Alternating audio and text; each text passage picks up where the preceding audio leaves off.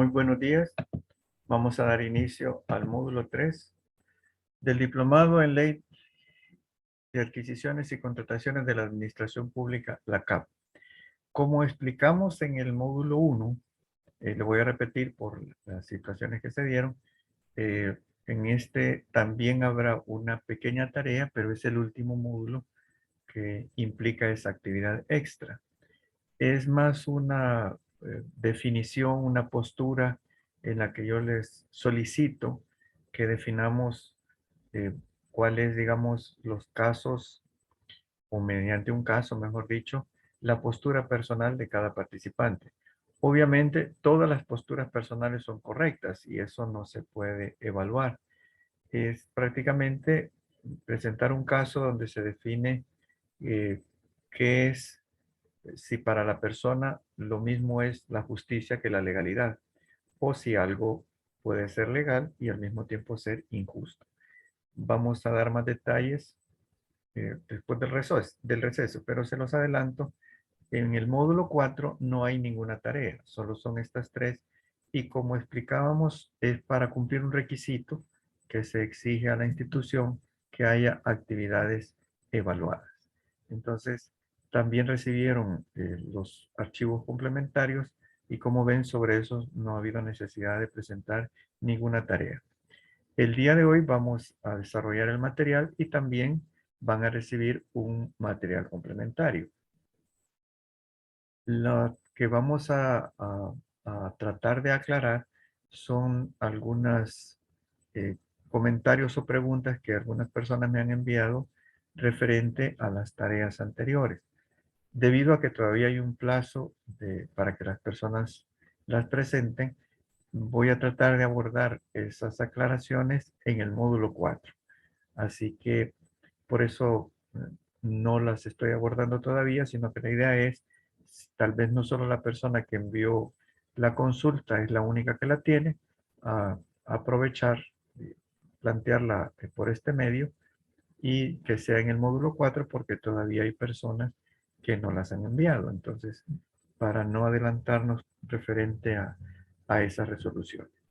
Bien, en lo que respecta al día de hoy, sabemos que los contenidos que vamos a estar desarrollando son básicamente los siguientes: garantías, recursos, prórrogas, multas, inhabilitación, sanciones. Sanciones tanto para las empresas como para empleados y funcionarios de la institución.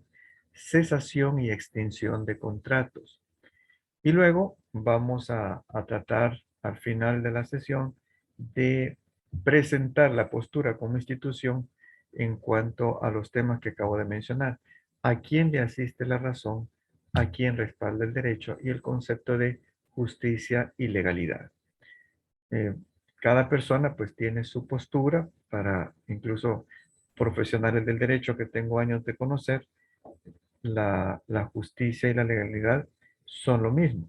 Para otros profesionales no es así. Cada uno pues tiene una postura personal. Y todas las posturas son válidas. Como dije, nadie puede evaluarnos por ese tema. Este ya lo desarrollamos completo en el módulo 2. Este día vamos a presentar el caso.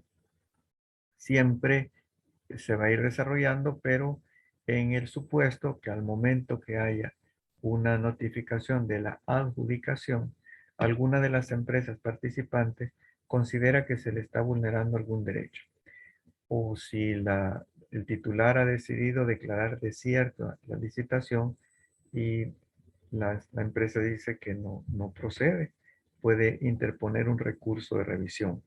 En ese caso, habrá que resolver el recurso antes de proceder a la contratación o a convocar a un segundo proceso.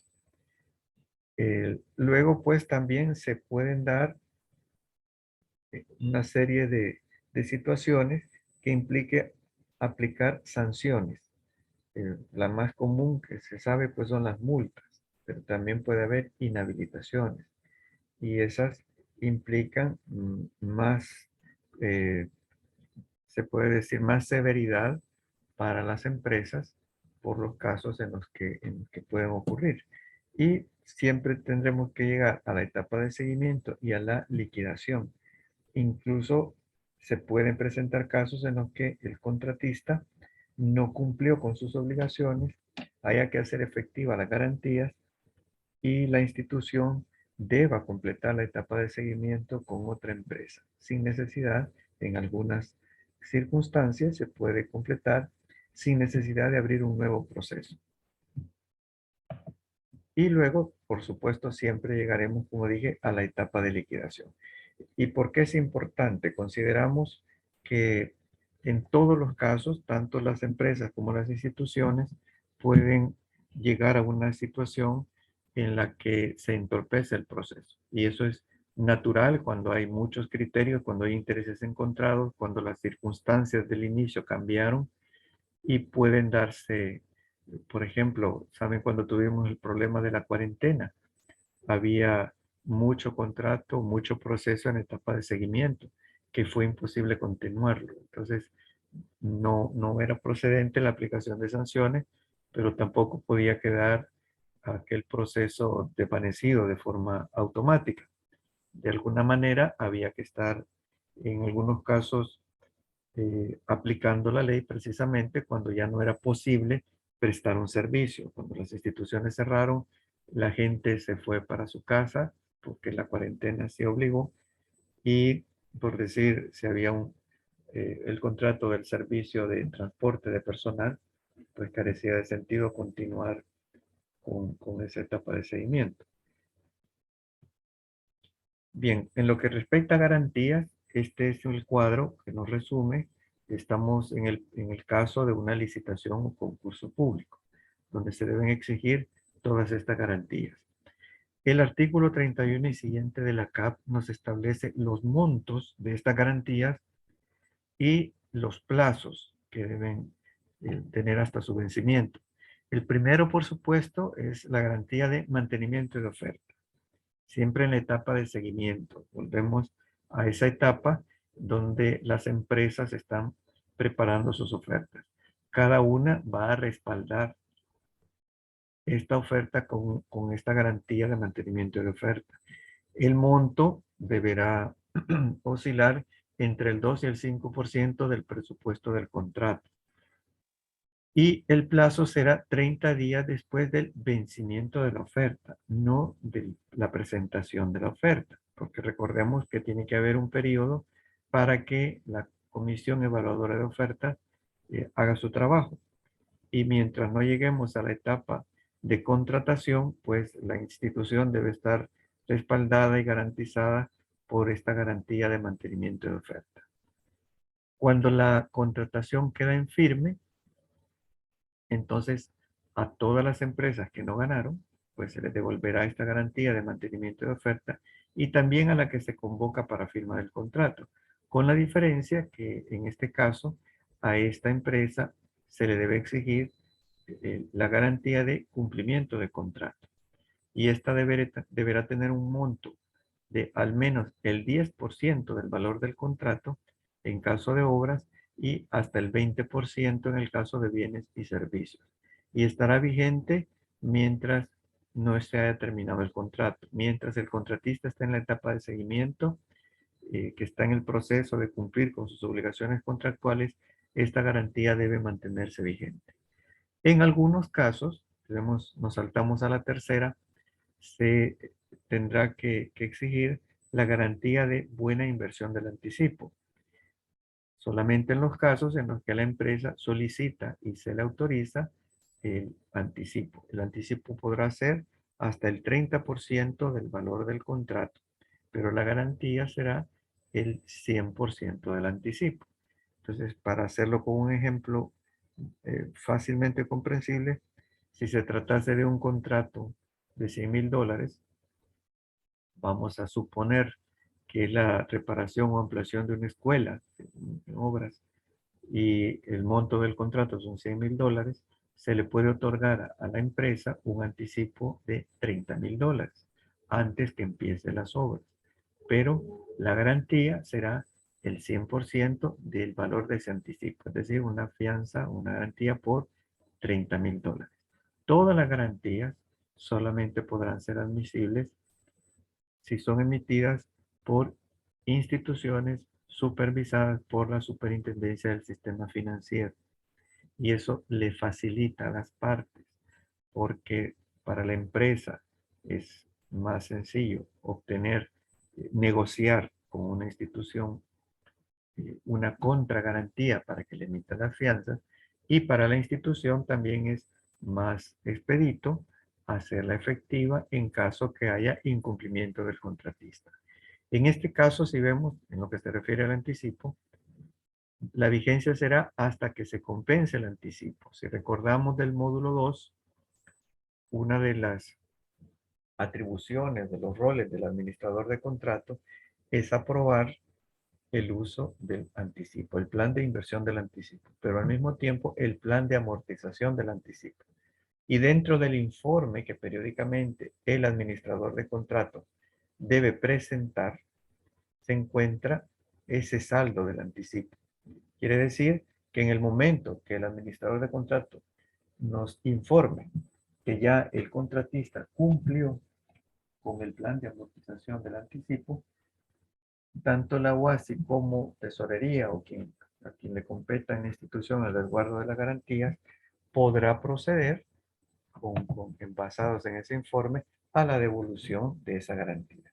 Si eran $30,000, podría ser que el plan de amortización sea, mire, del primer desembolso se le va a descontar los $30,000. Podría ser esa la forma en el que se aprobó el plan de amortización del anticipo. O podría ser que hayan acordado, si usted se va a tardar 6 meses durante la etapa de seguimiento y va a hacer desembolsos mensuales, entonces de los 3 primeros meses le vamos a retener $10,000 para amortizar el anticipo. Eso es algo que por lo que el administrador de contrato debe ser también un experto en la materia para tener el criterio adecuado para negociar y establecer ese plan de amortización de anticipo con el contratista, sin afectar los intereses de la institución, sin alterar ni violentar derechos de las empresas. O podría ser que hayan acordado que de cada desembolso se le va a retener el 30%. Y entonces, hasta que ya informe que completó el valor total, entonces la institución le devolverá esta garantía, aunque todavía no haya completado sus obligaciones contractuales. O sea, son eh, parte pues de las roles del administrador de contrato, presentar este informe. Y luego, cuando se termina la etapa de seguimiento, procederá a exigirle la garantía de buena obra, si se trata de obras, o la garantía de buen servicio, funcionamiento y calidad de los bienes. Esta será por el 10% del monto final del contrato, nos dicen, el monto final, porque recordemos que hay casos donde mediante órdenes de cambio se puede incrementar el valor original del contrato. Y el plazo deberá ser no menor de 1 año. Puede ser mayor. Incluso hay muchas ocasiones ya en las que ANDA exige plazos de 5 años y han argumentado el hecho que mucho de lo que ANDA contrata queda enterrado.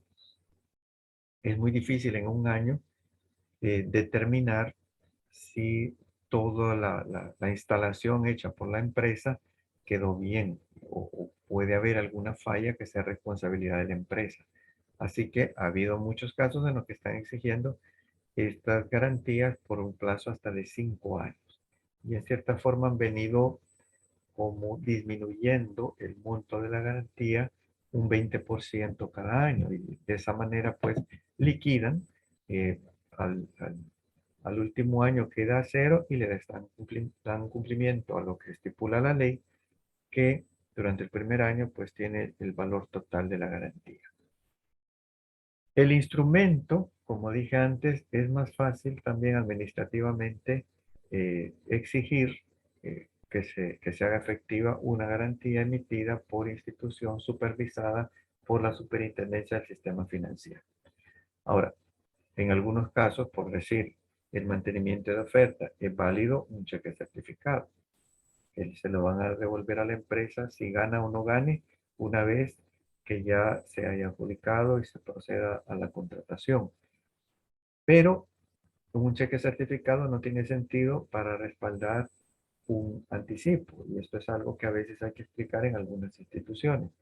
Si a la empresa le van a otorgar un anticipo de $30,000 y le vamos a exigir un cheque certificado por $30,000, entonces no va a tener la liquidez que se está buscando con el anticipo. Por ello es que es lo procedente una fianza en la que la empresa le paga a la institución afianzadora una comisión baja y puede gozar de esa liquidez y utilizar el anticipo conforme a lo que se aprobó en el plan de uso del anticipo, que fue, repito, algo que tuvo que haber aprobado el administrador de contrato. De la misma forma, ese anticipo se le va a exigir a la empresa la apertura de una cuenta bancaria para el manejo de esos fondos, para el manejo exclusivo de esos fondos. De esa forma es más fácil darle el seguimiento de que se hizo el uso adecuado. Ahora ahí viene el criterio. Supongamos que es una eh, empresa que va a suministrar material eléctrico. El administrador de contratos sabrá si de verdad los proveedores existen o son fantasmas y no se debe prestar a ese juego. Por eso, si está manejándose por una cuenta bancaria, se puede dar seguimiento a quién se le está pagando con ese dinero. Y no se le puede estar autorizando también que simplemente haga retiros en efectivo y vaya a hacer pagos de 5,000, 4,000, $7,000 sin saber para quién va ese dinero, ¿no? La idea de la apertura de la cuenta bancaria es para dar el seguimiento y saber hacia dónde va. Recordemos también que hay otras leyes aplicables como que nos van a exigir que se sepa cuál es la fuente y el uso de los recursos, sobre todo en los contratos de obra pública, donde son miles de dólares cada mes los que están fluyendo de la institución hacia la empresa. Bien, y con este cuadro resumen, pues vemos en las diferentes etapas del ciclo de compra pública cuáles son las diferentes garantías que se van a exigir. Si estamos en la etapa de seguimiento, perdón, en algunos casos permite la ley que si el contratista no cumplió y se va a hacer efectiva la garantía de cumplimiento de contrato, la institución que emitió la garantía pueda asumir los roles de contratista y completar el servicio que no prestó originalmente el contratista afianzado.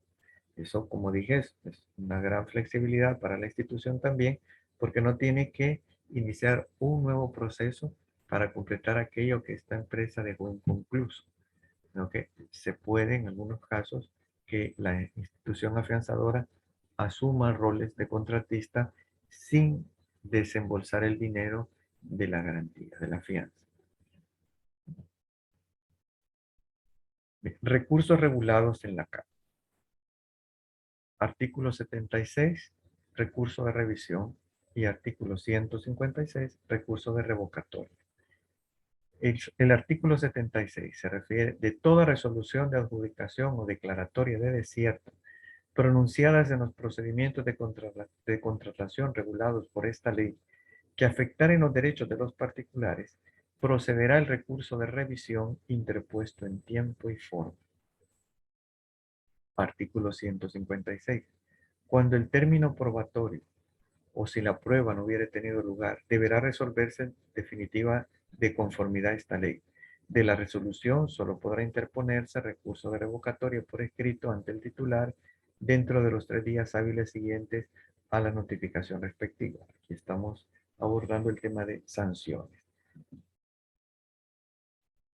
Interposición del recurso de revisión. Como dije, este es el caso en el que una vez que la Comisión Evaluadora de Ofertas recomendó al titular a qué empresa adjudicar y el titular decidió si se le va a adjudicar a esta que quedó en primero, segundo o tercer lugar, va a resultar que cuando se den por notificado o lo publiquen la UASI haga las publicaciones correspondientes, alguna de las empresas considere que se le vulnera algún derecho. Por decir, lo más común en algunos casos es que por ser un lenguaje muy técnico, detecte que la empresa que se le está adjudicando, porque es la más barata, en realidad está ofreciendo un producto que no cumple con la normativa correspondiente.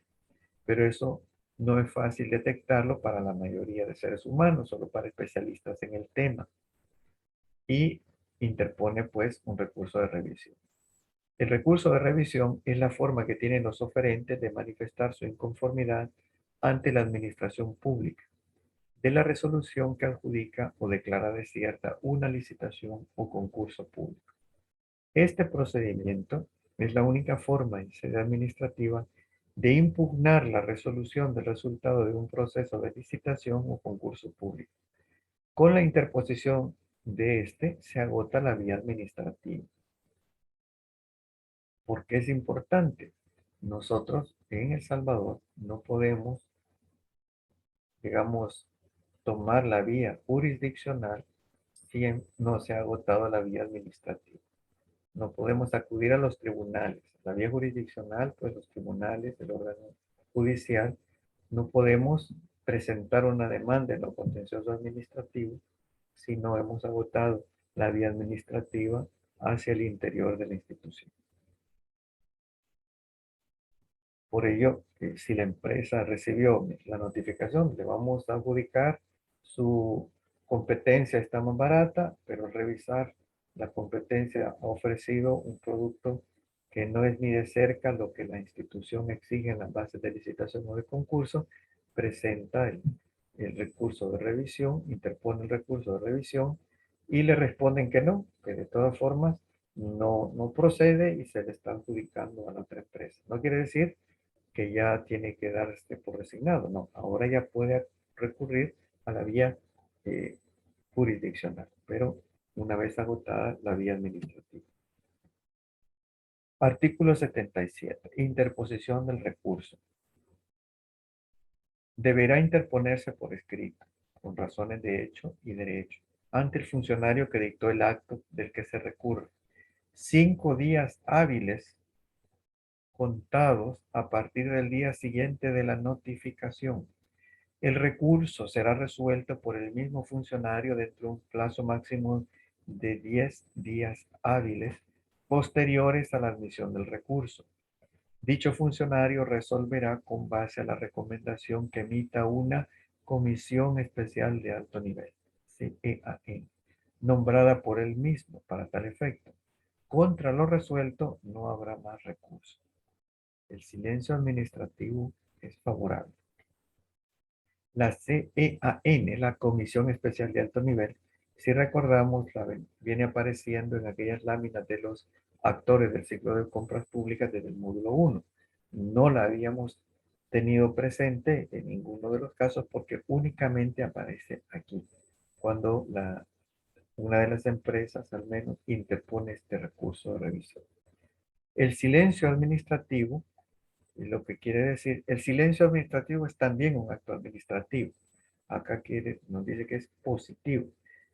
Si transcurridos los 10 días de interpuesto el recurso no hay respuesta, pues ya hay un acto administrativo. Ese es el silencio administrativo. Y dice que es favorable. En algunos casos no es así. Pero acá nos están diciendo que es favorable. Si no nos dijeron nada, transcurridos los 10 días, ya no lo vi. Ya nos están diciendo todo. Ya hay un acto administrativo. Recordemos, el silencio administrativo es también un acto administrativo. Es decir, las resoluciones son actos administrativos. El silencio eh, administrativo es también un acto administrativo. La Comisión Especial de Alto Nivel la nombrará, nos está mandando la ley, el funcionario para el titular para dar respuesta al recurso interpuesto. El artículo 73 del RELACAT establece la Comisión Especial de Alto Nivel al que se refiere el artículo 77, inciso segundo de la ley, deberá estar conformada por las personas idóneas para cada caso.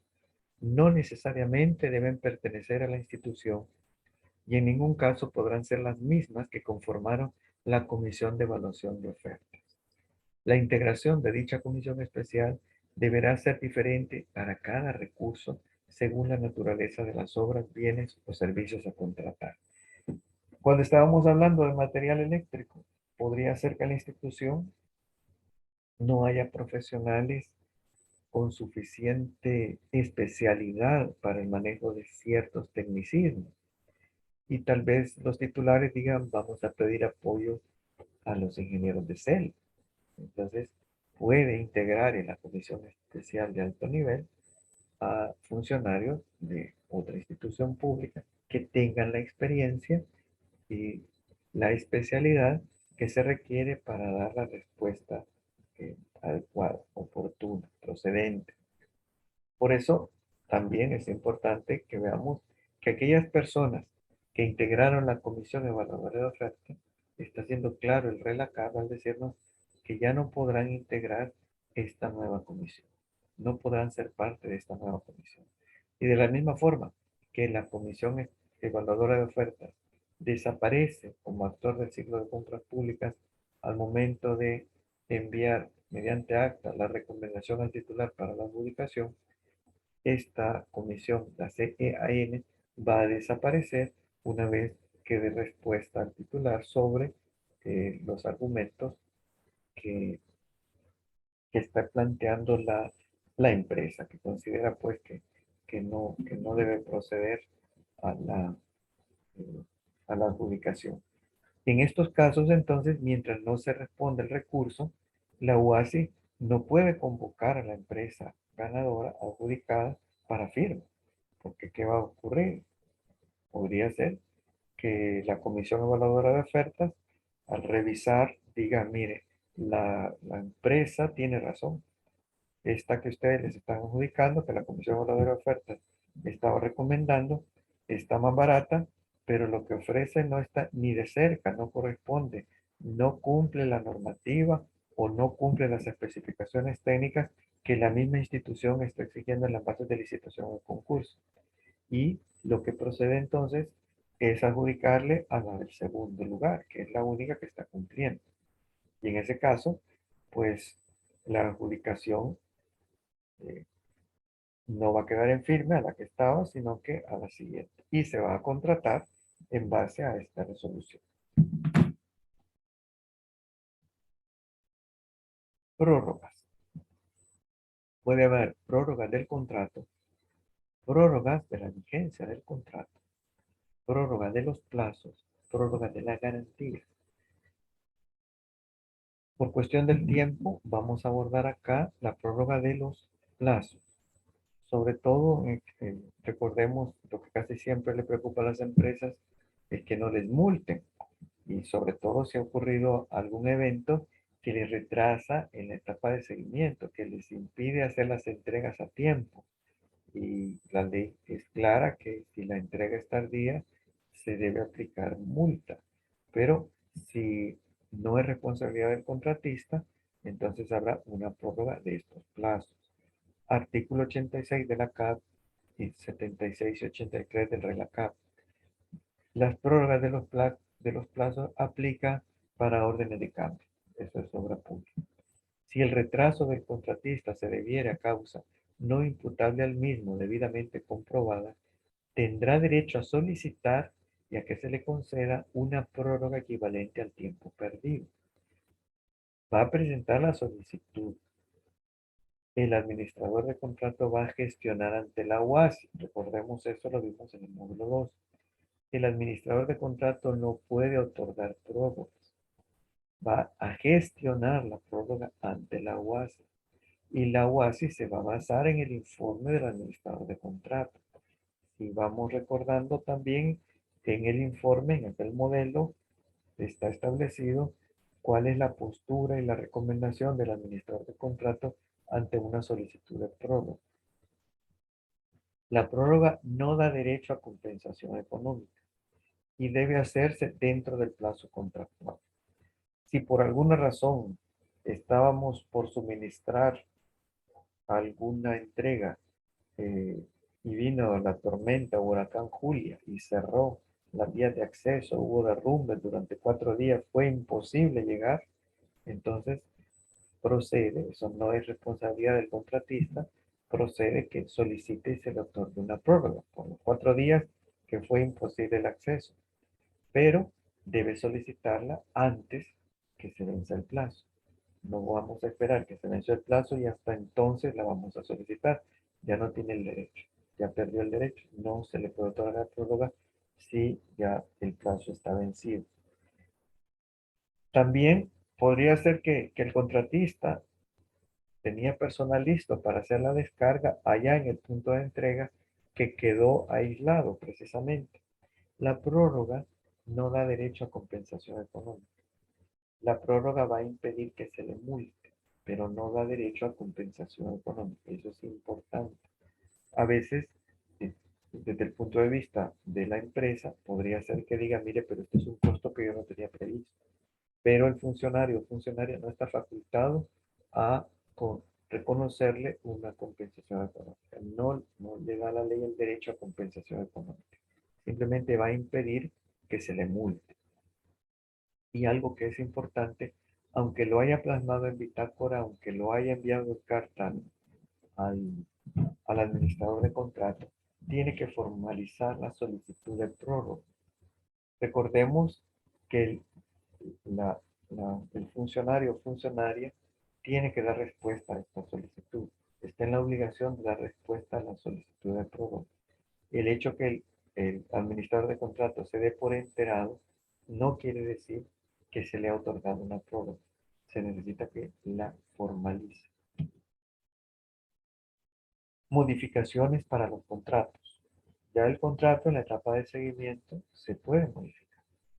Recordemos, ya habíamos visto en el módulo 2 que una vez que la adjudicación está en firme, la UASI procede a convocar a la empresa para la firma del contrato. Ese es el momento en que empezó sus labores, perdón, el administrador de contrato. Y comenzamos la etapa de seguimiento.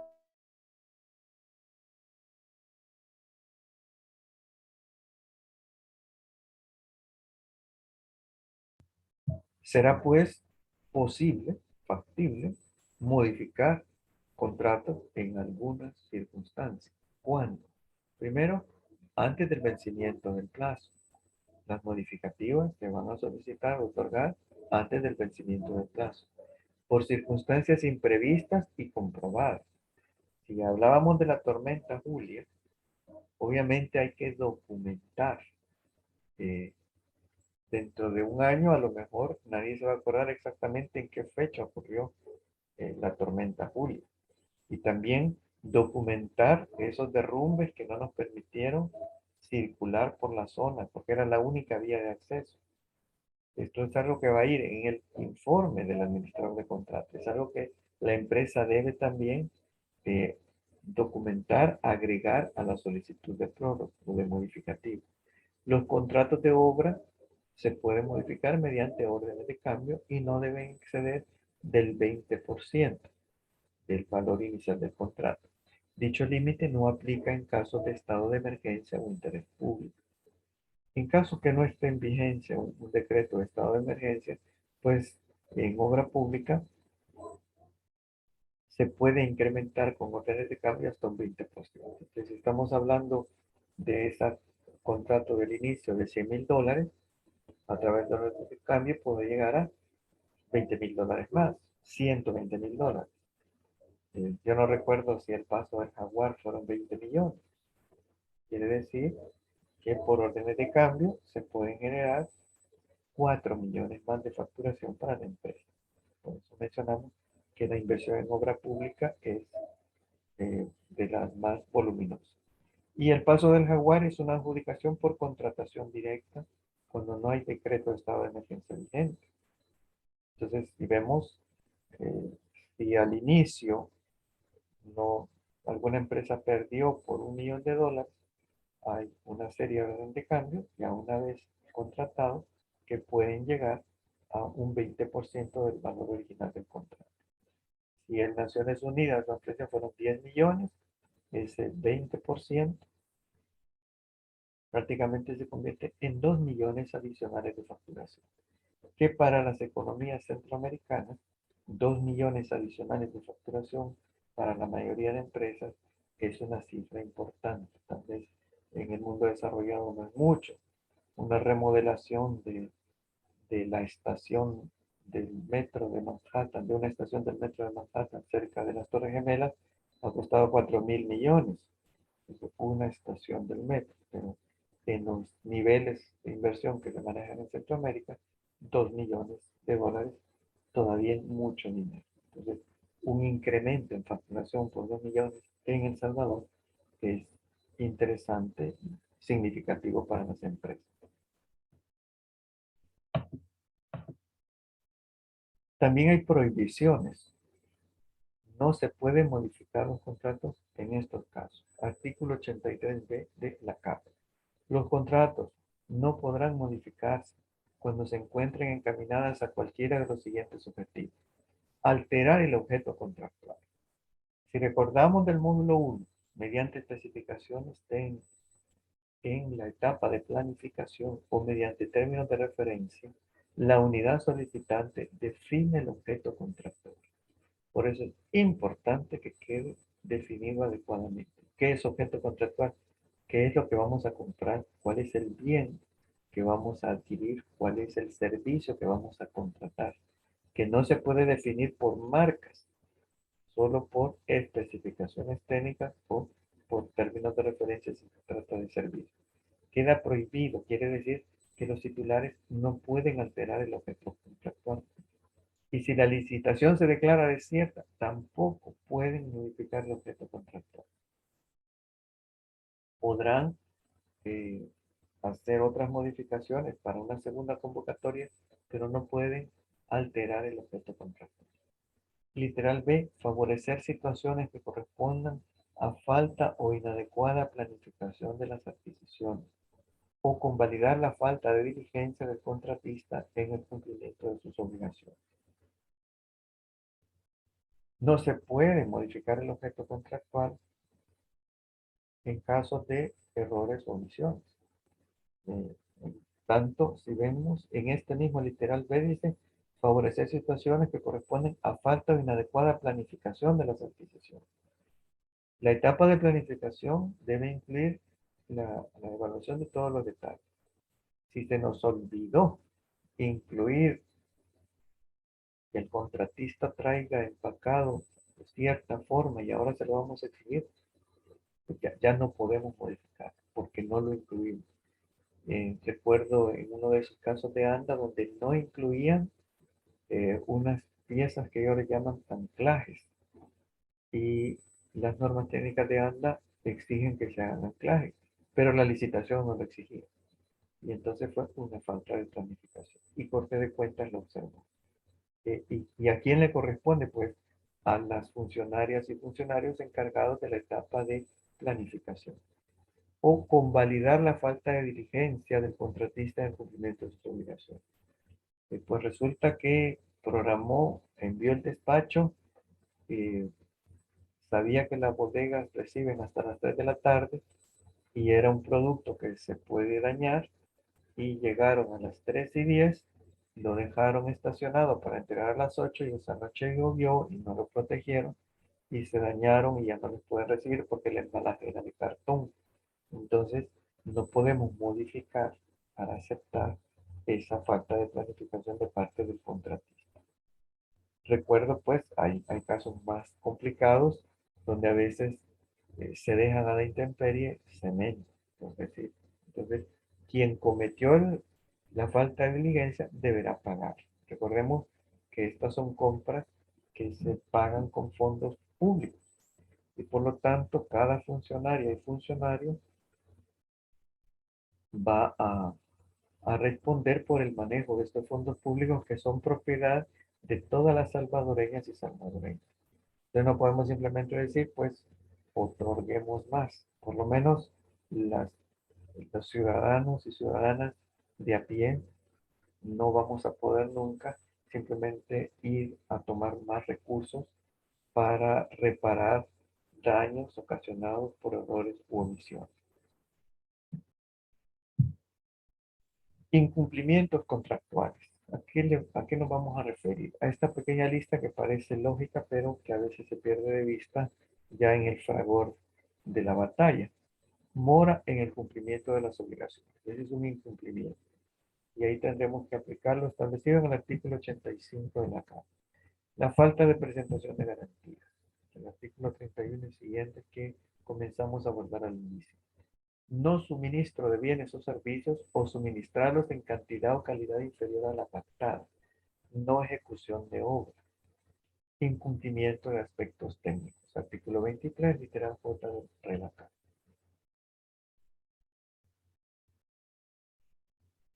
La imposición de multas está establecida en el artículo 85. El plazo de reclamo relativo al contrato en el artículo 99. Es importante, este plazo debe quedar claramente establecido incluso en las bases de licitación o de concurso. Si no, se libera de responsabilidad al contratista, aunque sea procedente, pero si han vencido los plazos ya se le libera de la obligación. El incumplimiento de las partes da lugar a la extinción del contrato. El artículo 113 dice, el fiador puede terminar la obra. La devolución de las garantías está regulada en el artículo 117, luego de concluir el plazo de revisión y recepción definitiva. El artículo 147, dice, uno de los efectos de los incumplimientos será la ejecución de la garantía. Y el 147 bis nos hablará de las sanciones. En la gráfica nos muestran un, un sello de vencido, aunque pareciera que el proceso está iniciando, pero se puede apreciar que incluso ya hay vegetación. Pareciera que está iniciando, pero no hay personal, muy poca maquinaria y ya están haciendo vegetación. Hay cierto abandono en estas zonas de trabajo. Entonces podría ser que ya, aunque el plazo completo no haya transcurrido, estas actividades se están ejecutando fuera de la programación, con mora en la programación, por lo tanto es de plazo vencido. Así que procederá la imposición de multa por mora.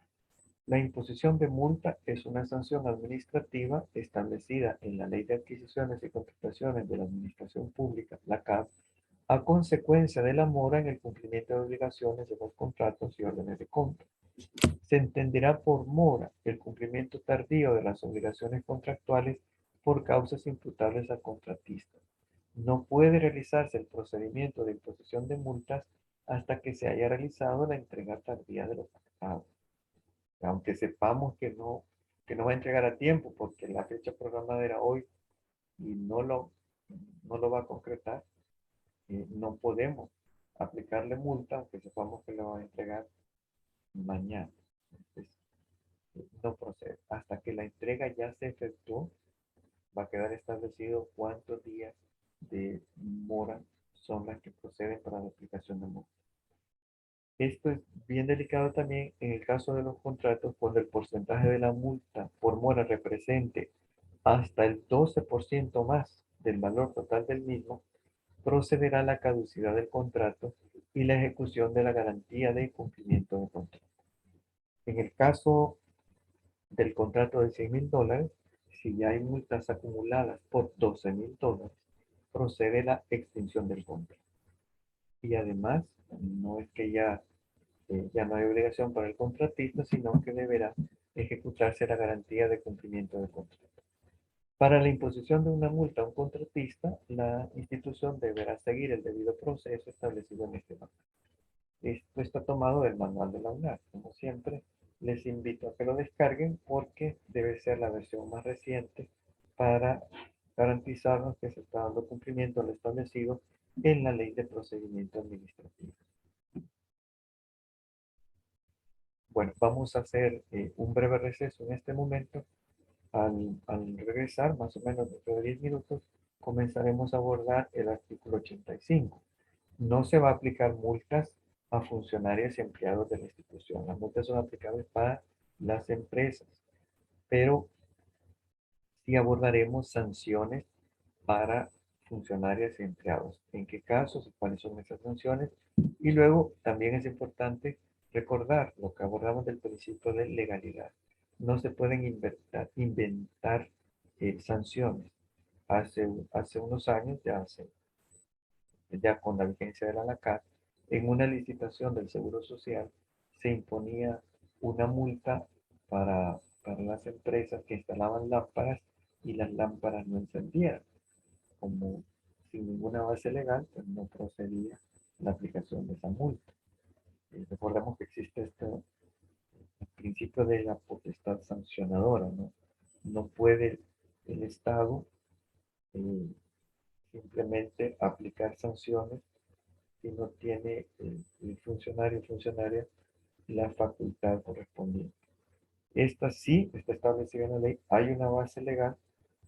Vamos a ver un poco la parte numérica, pero vamos a dejar ahí las hojas para las personas que les gusta revisar los números.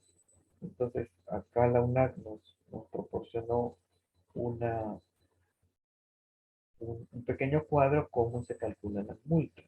No vamos a hacer cálculos en este caso, sino que, como dije, vamos a dejar ahí la hoja para que hay personas que les gusta mucho este manejo numérico, pues puedan revisar ahí en 4 casos distintos que la UNAC presenta cómo es que ha hecho este cálculo de las multas.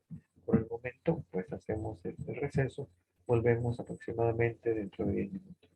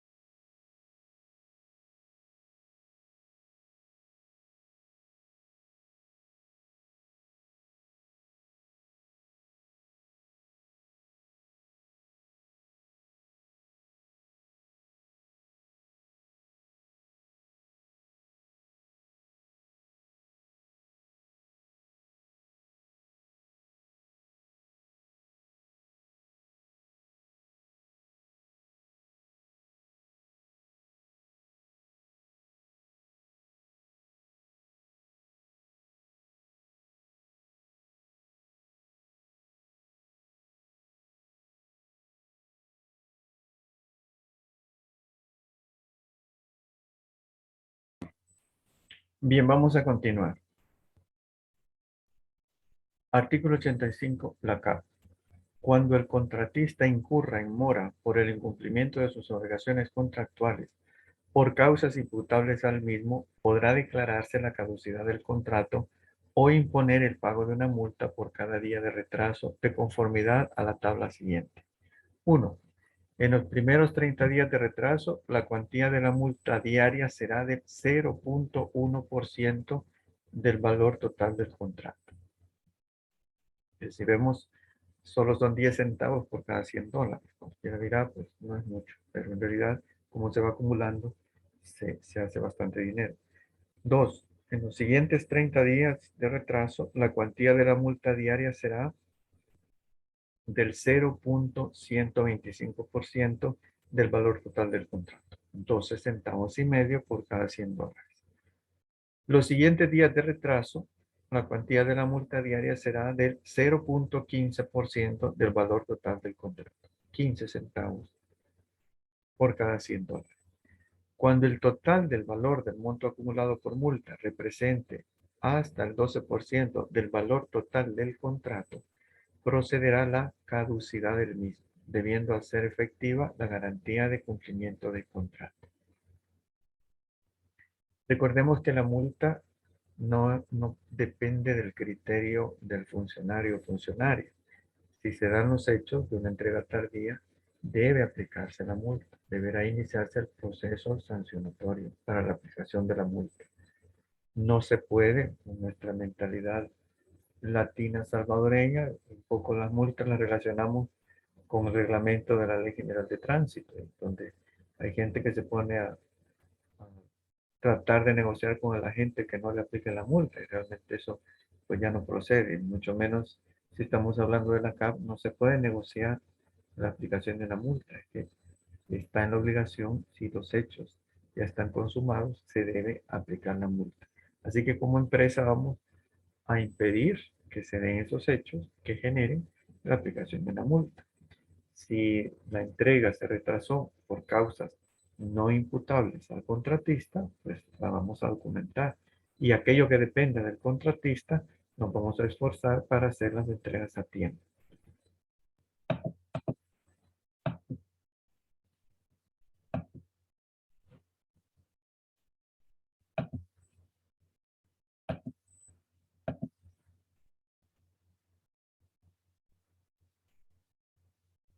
Esta es la circular que nos envió la UNAC, se ve que la prepararon hace mucho tiempo, no está actualizado el salario mínimo. Obviamente es solo un ejercicio para cómo calculan la multa. Son 4 casos. Como dije, en la parte de abajo está eh, la explicación, cómo han hecho cada cálculo.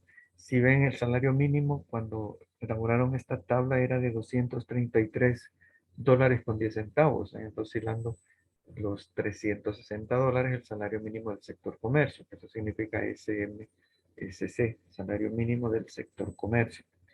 Dice, en lo supuesto que las obligaciones contractuales se han cumplido, pero no en la fecha definida en el contrato o orden de compra. El retraso atribuible al contratista no está justificado. Para el cálculo de multa se tomará como parámetro el monto del suministro no entregado y el tiempo de atraso en la entrega. Se contará desde el día siguiente al que se estableció que debía entregarse el suministro hasta la fecha real de entrega. Entonces, tenemos 2 casos que son licitación pública, uno que es libre gestión y el otro que es una contratación directa. En todos, si la entrega es tardía, procede la multa. En el bien X, aquí ven bien X, bien Y, bien ZZ y bien P. En el bien X, el retraso fue de 85 días, quizás es el más dramático. En el bien Y, solo fueron 2 días, ahí se aplicará la multa mínima. En el siguiente son 15 días, por ser una libre gestión, la multa mínima es menor y el último es una contratación directa, donde se aplica la multa conforme al cálculo establecido. Entonces, si vemos en el retraso de 85 días, cuando se habla de un centavo por cada $100, o sea, 0.001, se convierte en $3,692.78. para un monto de contrato de 123.092.5, pues ya va pesando.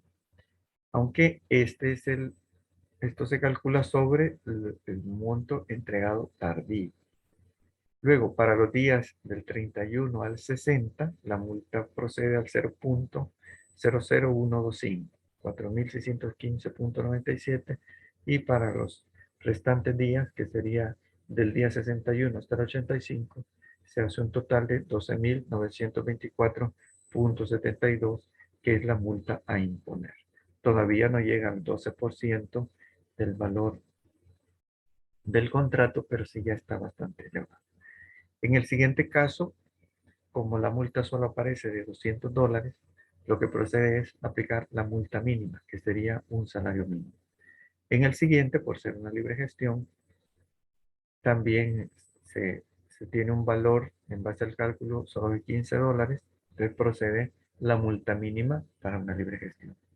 Y en la contratación directa, el cálculo nos da $100.67, y esa es la multa que procede. Esta circular nada más pretende ilustrar de parte de la UNAC cómo se efectúa el cálculo de la multa. Ya en cuanto al procedimiento, pues nos vamos a referir al establecido, y nos podemos apoyar en el manual de la UNAC, donde queda pues el detalle y armonizado con la ley de procedimiento administrativo. Debemos siempre ser cautelosas y cautelosos, consultar con un profesional que sea especialista en derecho administrativo, aunque lo diga la UNAM. Tendremos que tener la seguridad de que no estamos violentando la LPA, la Ley de Procedimiento Administrativo.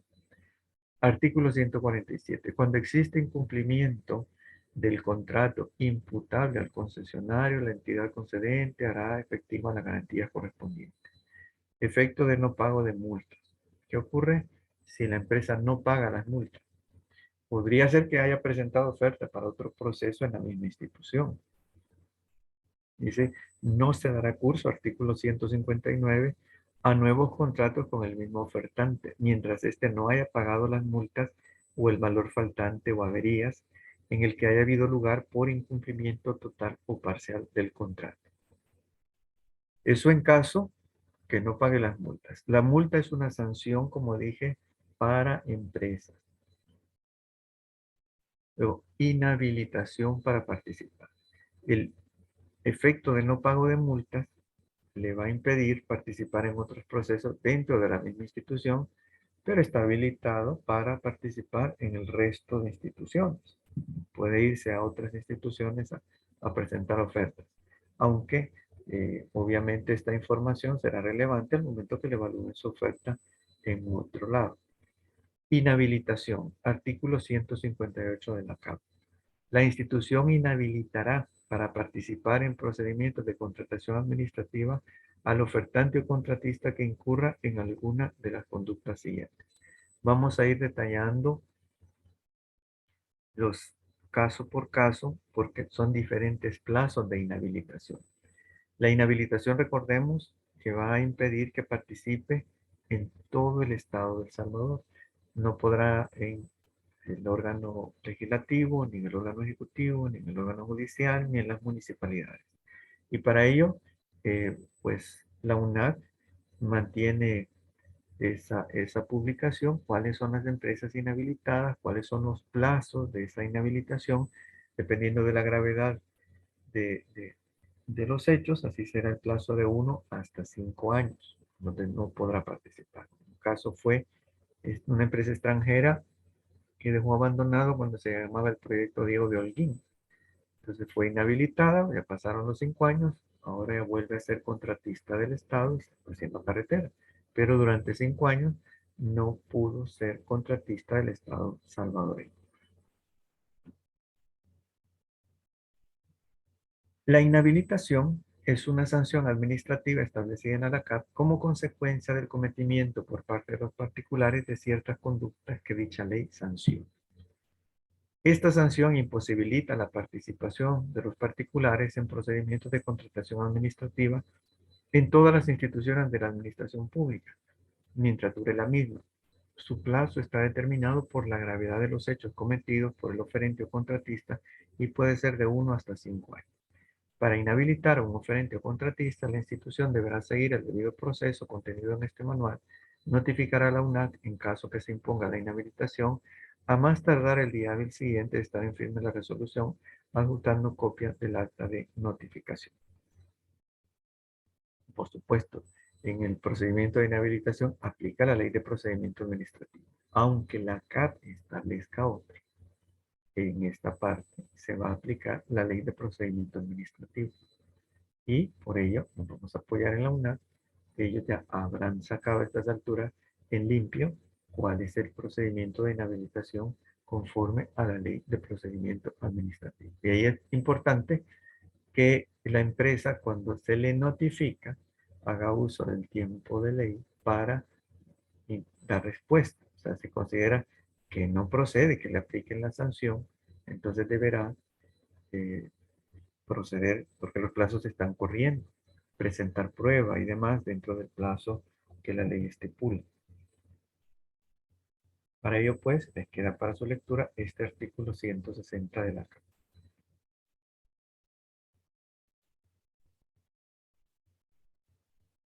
Ahora vamos a ir viendo uno por uno los casos de inhabilitación. Inhabilitación por 1 año. La institución inhabilitará para participar en procedimientos de contratación administrativa al ofertante o contratista que incurra en alguna de las conductas siguientes.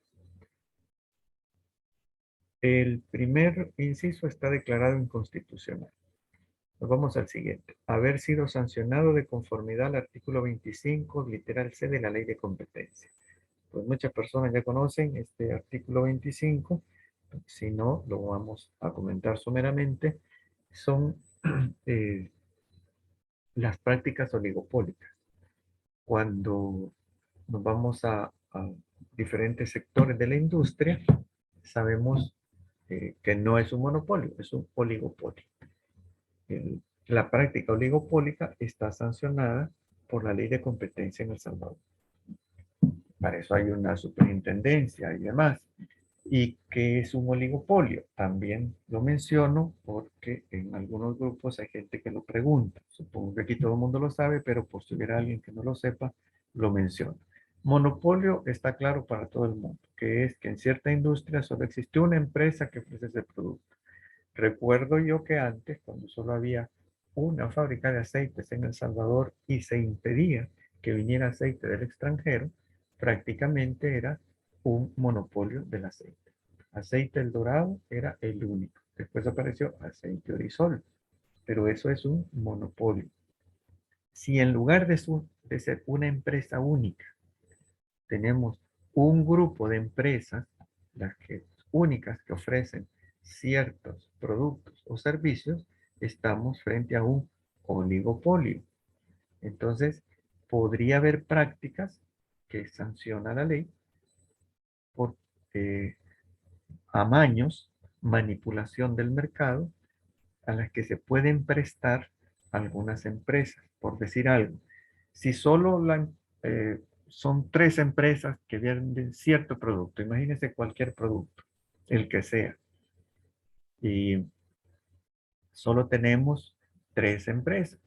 Y entonces estas 3 empresas váyanse al producto que corresponda. Imaginen que solo hubiera 3 empresas que venden harina, por decir algo. O solo hay 3 empresas que venden tuberías de PVC.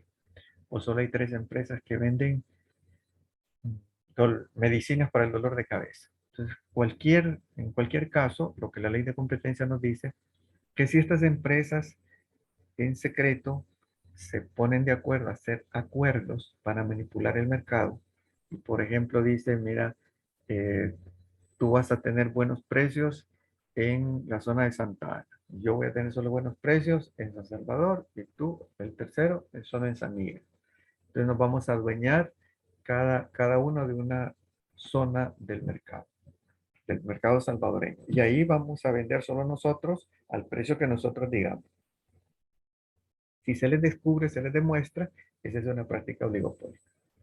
O puede ser que digan, vamos a desabastecer, ahorita no vendamos porque está muy deprimido el precio y vamos a manipular el mercado escondiendo el producto. No vendes tú, ni yo, ni el otro, nadie, solo vamos a poner lo mínimo para que se genere una escasez artificial y entonces los precios van a tener que mejorar. Esa es otra práctica oligopólica. Entonces, si nos vamos al artículo 25 de la ley de competencia, ahí veremos esa serie de actividades oligopólicas que están sancionadas por la ley, pero que además en la LACAP se establece que si las empresas utilizan esas prácticas para presentar las ofertas, supóngase que es una licitación en la que igual 3 o 4 empresas retiran documentos y dice, sentémonos en silencio, pongámonos de acuerdo a qué precio vamos a llenar las ofertas y así quien la gane va con buenos precios y nos repartimos algo. Entonces, esa es una práctica oligopólica que procedería a inhabilitarles por un año, que no participen en ninguna licitación, en ningún concurso público durante un año. Por supuesto, no es muy grave en El Salvador las sanciones todavía. En los países desarrollados es gravísimo. Incluso las formas en las que se puede probar son más sencillas porque tienen métodos más sofisticados y procede pues sanciones que allá incurren en el ámbito penal. Inhabilitación por 2 años.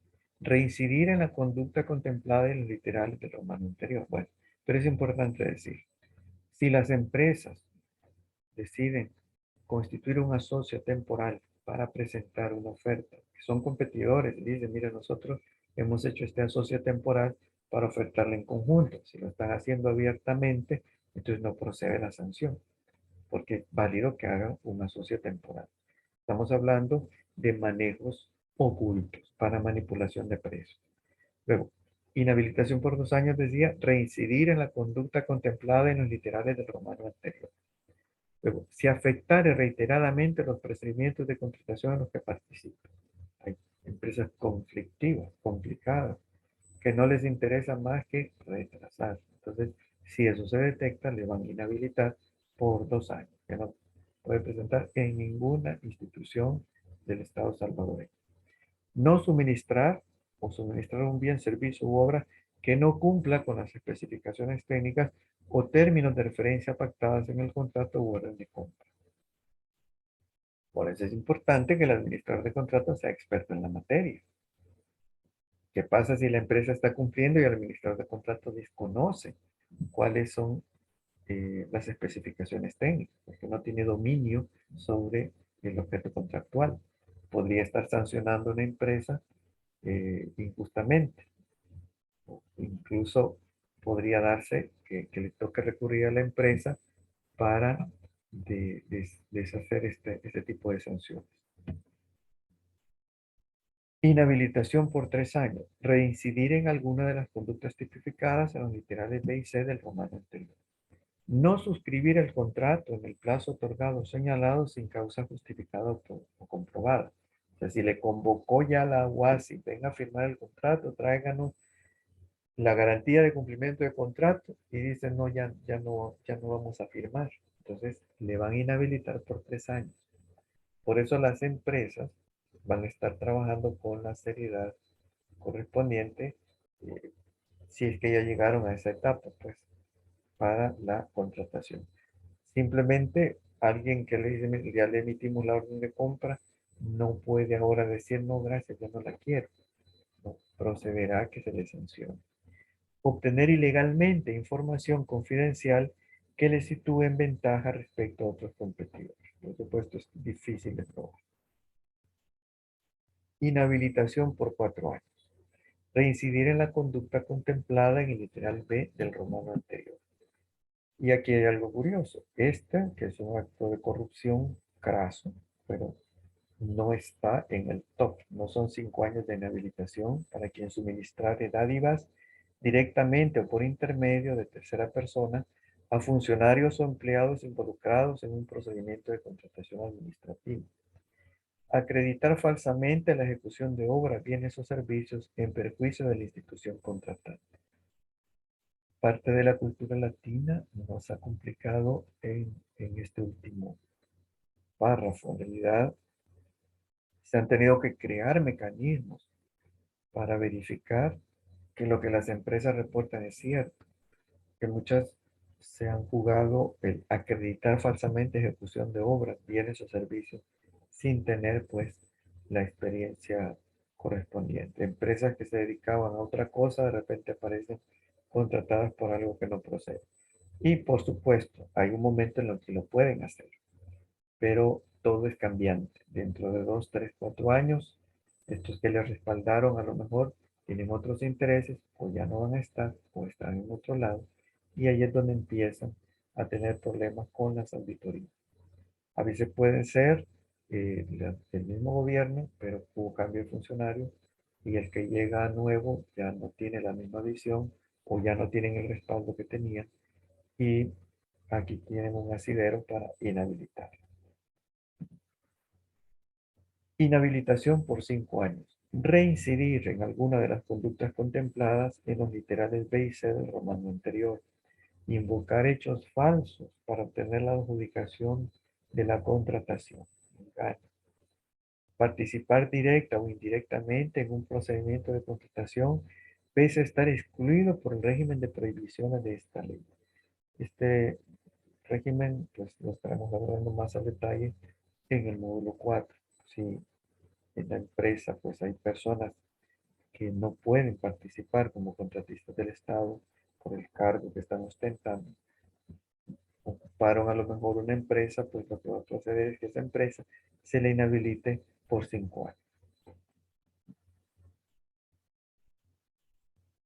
Las inhabilitaciones a las que se refiere este artículo surtirán efecto en todas las instituciones de la administración pública, debiendo hacerse una resolución razonable.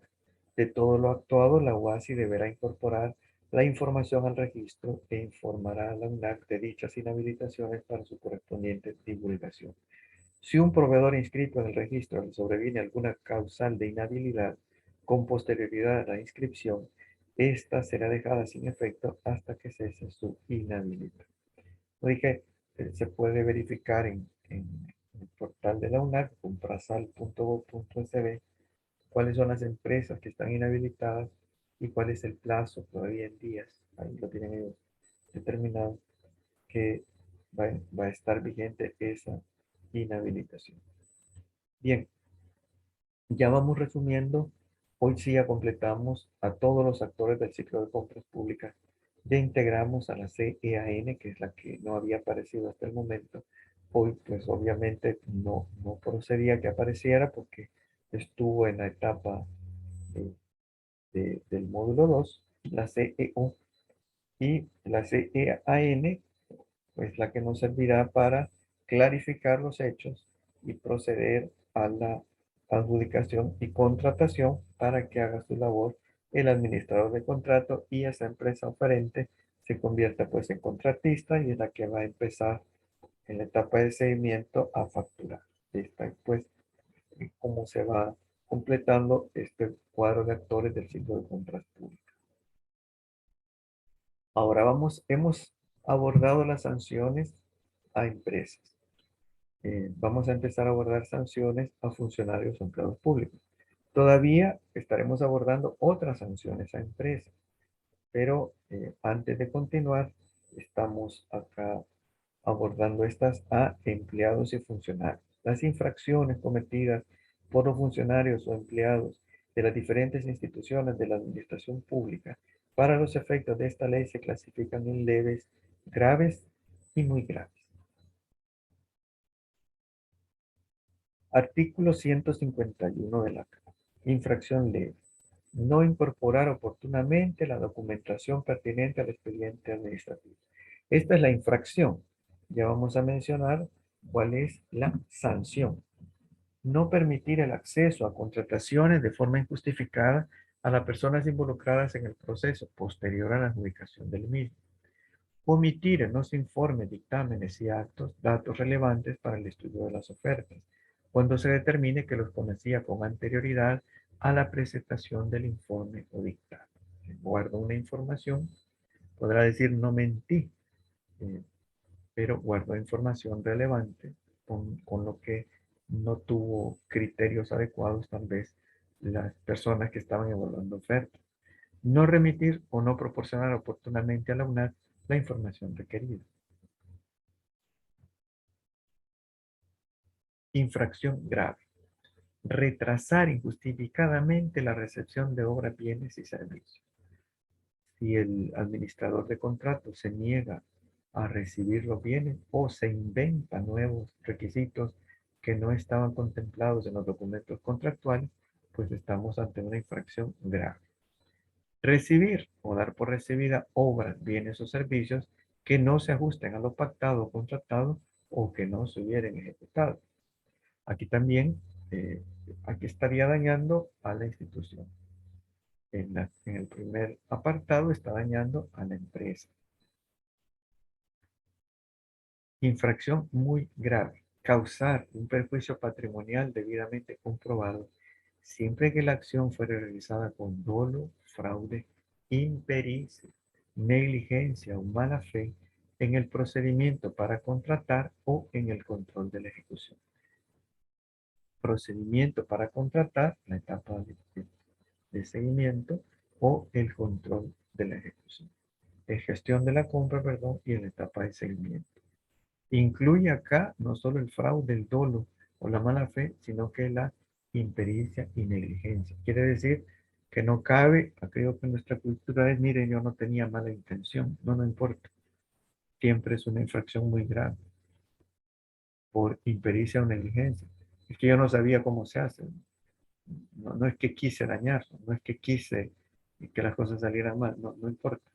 Pero salieron mal y era su responsabilidad. Entonces ha cometido una infracción muy grave, tanto en la etapa de contratación como en el control de la ejecución. Por eso, el ejemplo que poníamos de administradores de contratos que eran de otras profesiones es grave, incluso muy grave.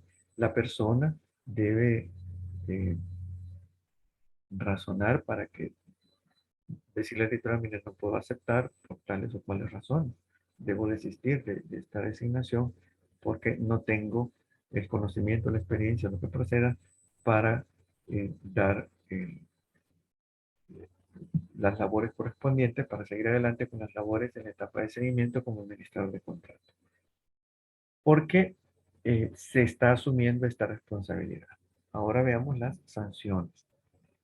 Para infracciones leves, se realizará una amonestación escrita del superior jerárquico. Acá vamos a ver, normalmente cuando hemos expuesto esto en gremiales empresariales, te suena que esta no es una sanción, porque dicen solo lo van a amonestar. Bueno, pero recordemos que en la mayoría de instituciones la amonestación se archiva en el expediente. En muchas instituciones esto es parte del proceso de despido, o sea que la persona al llegar a, en algunos casos, a 5 de estas amonestaciones en su expediente, queda ya eh, iniciado, o se debe iniciar el proceso de despido. Se va documentando y se inicia ese proceso. Se va a quedar sin trabajo, va a afectar a su familia por la acumulación de estas amonestaciones. Por eso me dice amonestación escrita. Y se va a archivar, se va a documentar. Infracciones graves. Se impondrá suspensión sin goce de sueldo hasta por un máximo de 3 meses. La mayoría del sector bancario busca endeudar a los empleados públicos porque es más fácil cobrar. Son órdenes de descuento con las que no se le hace mayor gestión de cobro. El cobro es automático. Por lo tanto, hay un alto endeudamiento en el sector público. Funcionarias y funcionarios, en ocasiones, reciben menos de la mitad de su salario por órdenes de descuento. Y ahí hay manipulaciones en órdenes de descuento. Y si todavía se le impondrá una suspensión sin goce de sueldo por un máximo de 3 meses, le van a llevar a una situación más allá de los límites, no solo para la persona, sino que para su grupo familiar. Por eso es una infracción muy grave. Una infracción grave, perdón. Y para infracciones muy graves, despido o terminación laboral sin responsabilidad para la institución, sin perjuicio de la responsabilidad civil y penal a que diera lugar. Además de esta sanción, se va a quedar sin trabajo, sin responsabilidad laboral, la responsabilidad civil de la persona le llevará a que le puedan embargar sus bienes. Y la responsabilidad penal, además, que le van a meter a la cárcel, dependiendo de la gravedad de los hechos. Estas no son sanciones contempladas en la CAP, pero por eso nos dice, sin perjuicio de la responsabilidad civil y penal a que el lugar. Cuando no salen en las noticias, los administradores de contratos que están en la cárcel porque cumplieron una orden y con ello violentaron la ley y ahora están condenados, consideran, y esto lo he oído pues en varias ocasiones, que eso es injusto y asumieron que si estaban ante los tribunales, lo que iban a recibir era justicia y para ellos la justicia era, me dieron la orden, en la institución la disciplina era obligatoria porque ahí teníamos un régimen bien estricto disciplinario que no se aplica en el resto de instituciones y por lo tanto no tengo responsabilidad porque fue mi jefe quien me dio la orden. Eso no es así. Le puede parecer injusto, pero la ley establece que usted es responsable personalmente. Entonces, aunque haya recibido una orden, tendrá que pasar unos años en la cárcel y eso es un castigo muy serio, no solo para la persona, sino que también para su entorno familiar. El recurso de revocatoria. Igual, esto está tomado del manual de la UNAM. Yo le voy a insistir que si alguien está involucrado, se ve involucrada en un procedimiento de este tipo, debe garantizarse que está en apego, actuando en apego a la ley de procedimiento administrativo. Lo vamos a leer en base a lo que ha publicado la UNAM, asumiendo que la UNAM ha hecho su trabajo y esto ya está armonizado con la LPA. Pero no nos debemos confiar porque en cuestiones legales y hablado en salvadoreño, cada quien salva su pellejo. Entonces, recurso de revocatoria es el medio por el cual se solicita la revisión de la sanción impuesta por el cometido de alguna infracción legal, debiendo fundamentarse en la mención expresa de la supuesta disposición legal que se violente y su explicación. Este recurso procede ante la sanción aplicada por una institución imponiendo una multa, extinción de contrato o inhabilitación a oferente o contratista o sanción a funcionarios o empleados públicos. La institución, a través de la unidad jurídica o quien haga sus veces, dará trámite al recurso de revocatoria a efecto de admitir o desestimar el mismo. O sea, le van a notificar, mire, usted se le está notificando que se ha iniciado un proceso sancionatorio en su contra por tales hechos. Entonces, no hay que dejar pasar el tiempo. Hay que utilizar los mecanismos de ley para dar respuesta. La respuesta puede ser este recurso de revocatoria. Considera, mire, no tiene por qué aplicarme multa si ese retraso lo ocasionó la tormenta tal, o fue un terremoto, o fue la cuarentena. Entonces aquí tengo yo las pruebas y quiero, no quiero que me sancionen. O bien, en los demás casos, pues dependerá de los hechos y de las circunstancias. La cesación y extinción de contratos. Esta es una lista de casos. Vamos a mencionarlo someramente. En algunos casos son sanciones, en otros no. De la cesación, las formas de extinción, la caducidad. Puede haber mutuo acuerdo de las partes contratantes, o sea, entre la institución y la empresa, la revocación, los casos especiales y el rescate. La cesación puede ocurrir por la expiración del plazo pactado para su ejecución. Estaba para un año y ya pasaron 12 meses y un día, ya expiró el plazo. O puede ocurrir que cumplió el contratista. Puede ocurrir por el cumplimiento de las obligaciones contractuales. Y ahí todo está bien, eh, porque vamos a proceder a liquidación. Y entonces no hay sanciones, sino que precisamente una liquidación. Hay formas de extinción por caducidad, por mutuo acuerdo de las partes, por revocación, por casos especiales y rescate. Caducidad, la falta de presentación de la garantía del cumplimiento de contrato. Multas que hubiesen alcanzado un monto equivalente al 12% del valor total del contrato. Mora por parte del contratante. O sea, esta es responsabilidad para la institución. Mutuo acuerdo de las partes contratantes. En cualquier momento, siempre y cuando no concurra otra causa de terminación imputable al contratista, y que razones de interés público hagan innecesario o inconveniente la vigencia del contrato. Como dije, esto se dio mucho durante la cuarentena provocada por el COVID-19. Revocación por la muerte o incapacidad sobrevenida o por la extinción de la personalidad jurídica. Quiebra o concurso de acreedores y la declaración de suspensión de pagos. Por modificación de las obligaciones contractuales impuestas por la institución contratante. Caso fortuito o fuerza mayor que afectare significativamente la ejecución del contrato. Casos especiales, fusión de sociedades o escisión de sociedades.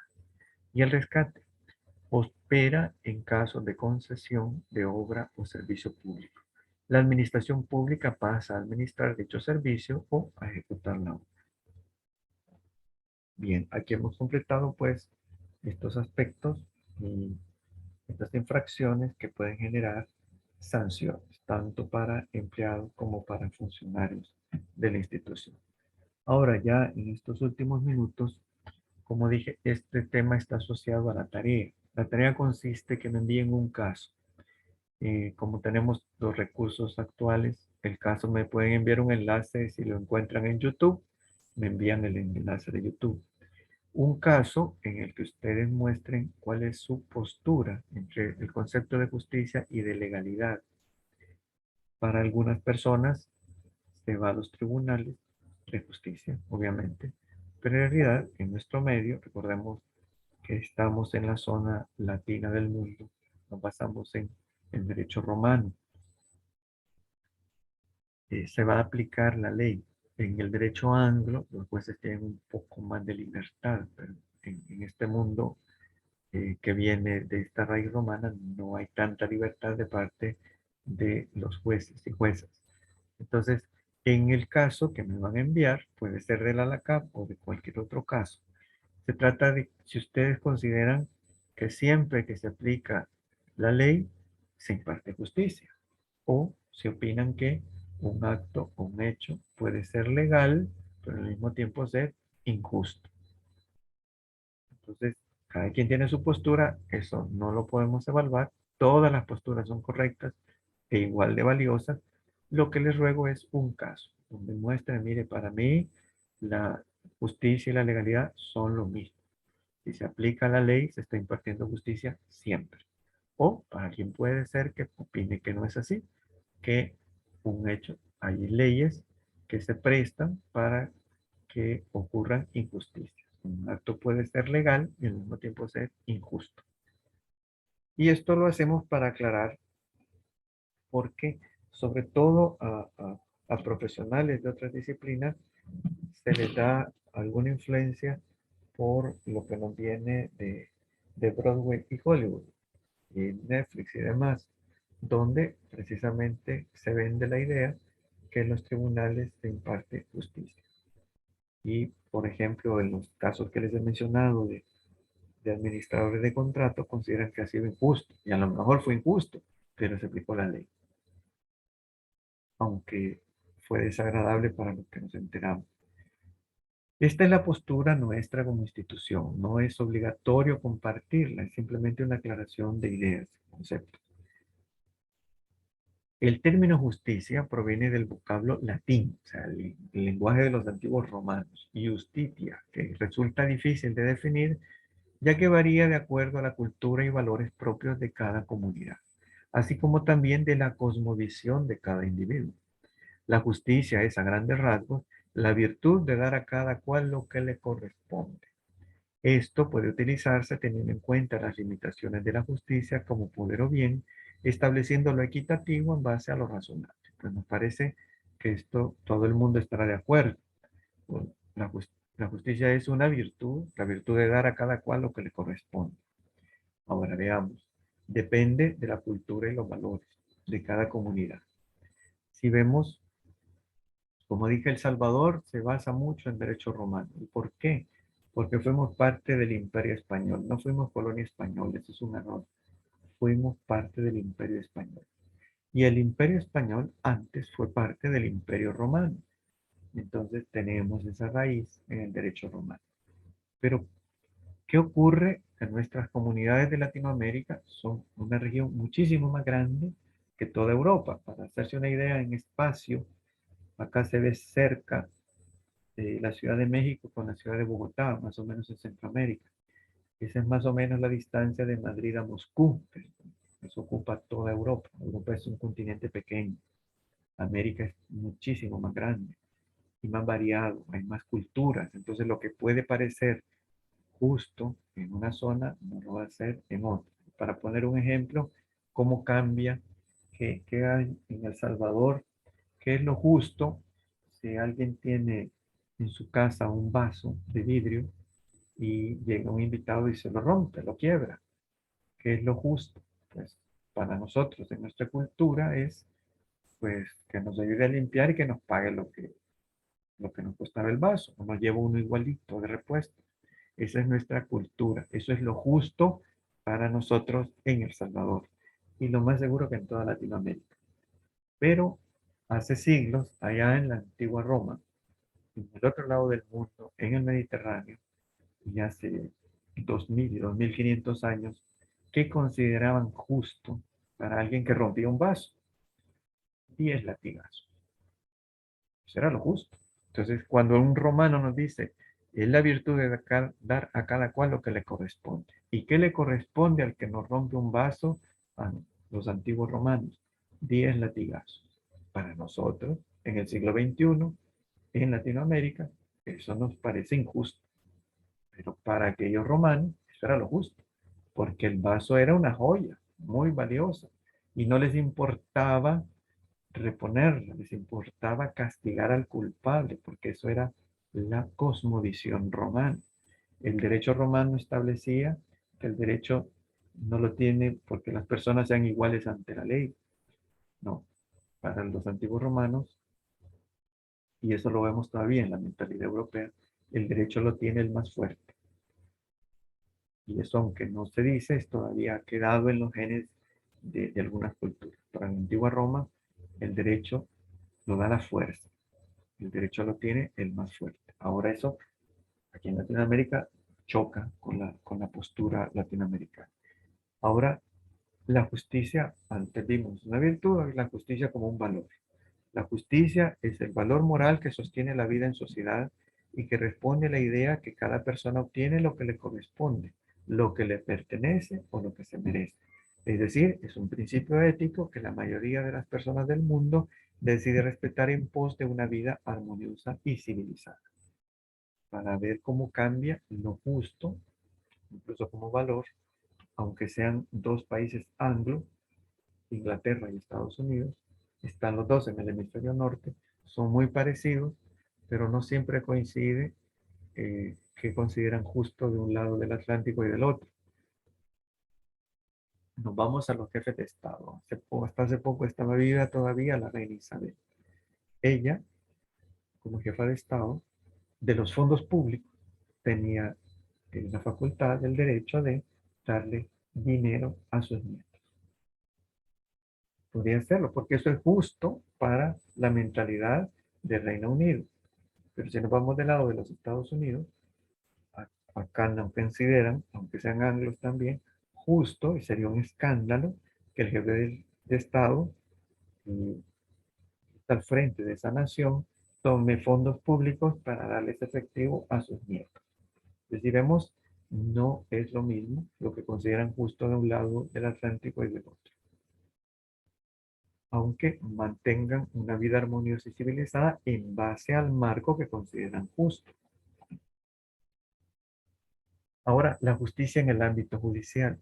Este concepto se utiliza para hacer alusiones a reglas y normas que condicionan los accionarios de las personas e instituciones a partir de las autorizaciones, prohibiciones y obligaciones que deben ser respetadas.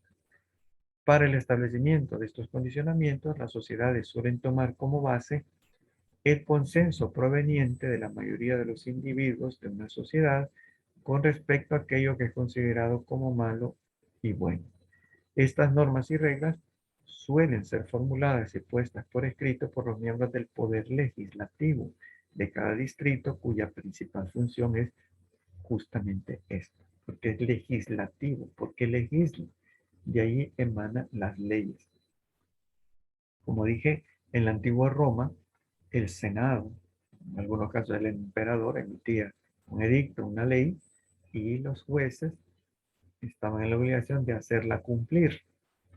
Entonces, no podían los jueces, no hacían leyes, sino que venían ya desde Roma, desde el centro del imperio. Desde que fue el imperio por un milenio tan poderoso, así funcionaba y así fue la costumbre. E incluso se determinaba quiénes eran ciudadanos romanos y quiénes eran latinos. El latino no era del mismo estatus que un romano. Igual en nuestro medio es el poder legislativo donde surgen las leyes en base a lo que la sociedad en general considera malo y bueno. Dentro del ámbito judicial, este concepto se utiliza para hacer alusión a reglas y normas que condicionan los accionarios de las personas e instituciones a partir de autorizaciones, prohibiciones o obligaciones que deben ser respetadas. Para el establecimiento de estos condicionamientos, las sociedades suelen tomar como base el consenso proveniente de la mayoría. Todo esto, pues, se refiere a la justicia. Y luego, a lo largo de la historia, el concepto de justicia ha venido cambiando. Y aquí nos hace alusión de la antigua Grecia, ese mundo antes de Cristo, donde Platón y Aristóteles tienen dos posturas. Platón es el maestro de Aristóteles, Aristóteles tiene más los pies en la tierra, Platón es más abstracto. Aristóteles en la vida real fue uno de los maestros de Alejandro Magno. Platón fue maestro de Aristóteles y luego nos presenta a Santo Tomás de Aquino, que está mucho más adelante, es un filósofo cristiano que tiene conceptos distintos de la justicia. Para Platón, la justicia es la armonía de la sociedad, si bien es un concepto abstracto. Aristóteles la considera igual proporcional, darle a cada cual lo que le corresponde. Esto tiene que ver con sus necesidades, aportes a la sociedad y méritos propios. Son más pragmáticos. Y luego, para Santo Tomás, el concepto de justicia lo considera una ley natural. Es por esto que las personas tendrán derechos naturales otorgados por Dios. Luego viene la justicia social, que aparecerá a partir en la época victoriana de la Revolución Industrial y demás. Y ocurrirán dos tendencias, lo que se llama izquierda y derecha. Surgido pues esto en el siglo XIX. De esta izquierda y derecha, socialistas y liberales, ambos supuestamente están enfocados en la justicia social. Dentro de una sociedad de mercado, ambas posturas, en teoría, trabajan para que no haya pocos que tengan mucho y muchos que tengan poco, sino que exista una igualdad de oportunidades para todas y cada uno de los individuos, de las personas. Eso es la justicia. Si vemos, cambia el concepto de justicia de acuerdo a la persona, la cultura, la época histórica, etc. Ahora, ¿qué es legalidad? La, Se conoce como principio de legalidad a la prevalencia de la ley sobre cualquier actividad o función del poder público. Esto quiere decir que todo aquello que emane del Estado debe estar regido por la ley y no por la voluntad de los individuos. Cuando un Estado respeta el principio de legalidad, se puede calificar como Estado de derecho. El accionar estatal en estos casos encuentra su límite en la Constitución y no avasalla los derechos de ningún ciudadano. Entonces, si vemos eh, distinto, el principio, encontramos algunas variantes y especificaciones del principio de legalidad. Principio de legalidad administrativa, principio de legalidad registral, principio de legalidad tributaria, que esto casi todo el mundo lo tiene claro.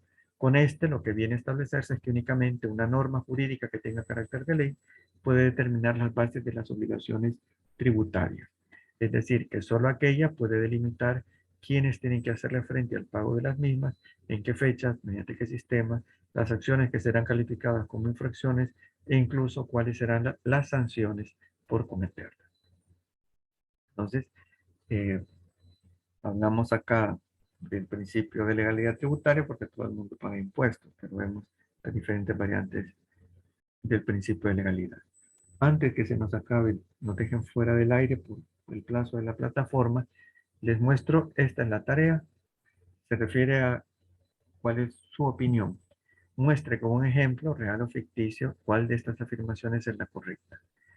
Justicia y legalidad siempre se aplican juntas o bien una acción puede ser legal y al mismo tiempo ser injusta. Esa es toda la tarea. Me pueden redactar una, pueden copiar y pegar de Google, pueden enviarme un enlace de cualquier de YouTube o de cualquier otro para mostrar el ejemplo. Es su postura personal, las dos son válidas, simplemente es ilustrarlo con un ejemplo. Bien, les agradezco su atención. No sé si alguien tiene algún comentario o pregunta.